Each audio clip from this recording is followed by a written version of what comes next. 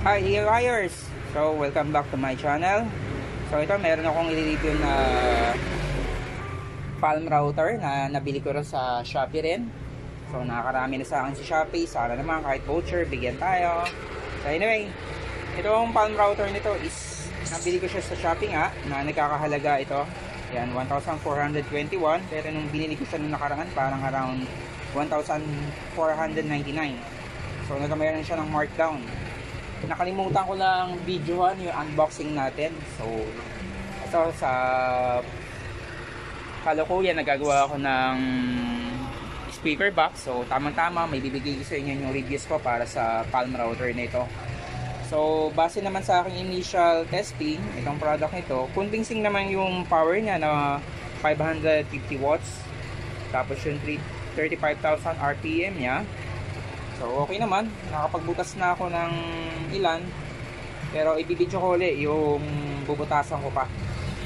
So yung shank nga pala niya is 1/4. So bumili na ako ng isang set ng router bit niya na nagkakahalaga ng less than 500 lang yata ito.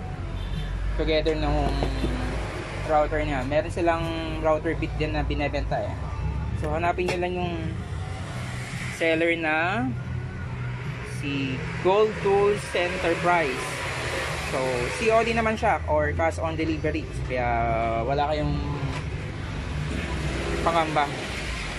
At saka ang nakalagay dun sa original packaging nitong router nito, meron siya nakalagay na warranty card. So ito talagang Lotus Palm router nito is legit talaga, meaning is talagang galing siya sa ating Lotus na company. Nakalimutan ko lang yung pangalan mismo talaga nung manufacturer ng Lotus Palm router nito, pero para nakalagay yata sa label nila. So ito, ayan, si Lotus 2 Group Philippines. So okay naman. So ito papakita ko sa susunod yung iba pang gagawin natin. So initially magbubutas muna tayo ng speaker box the hole para sa 15 inches.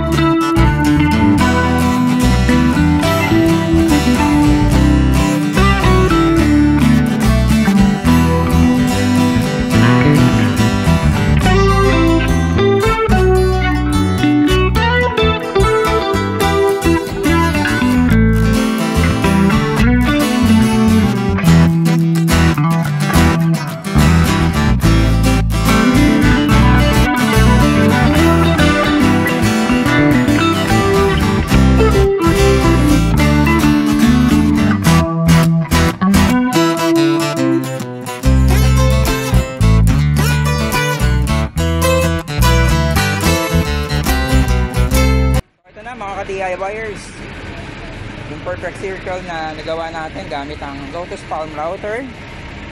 So ito na, kita nyo naman, malinis siya tumabas. Talagang bisaklat lang talaga yung marine plywood, pero kung ang gagamitin natin is MDF, panigurado makinis na makinis siya.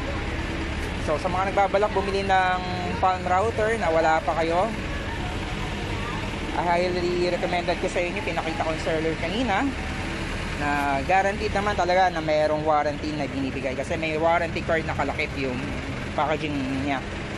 So once again mga ka-DIYers, stay tuned lang para sa ating mga madami pa nating i-review na product and mga project. So thank you.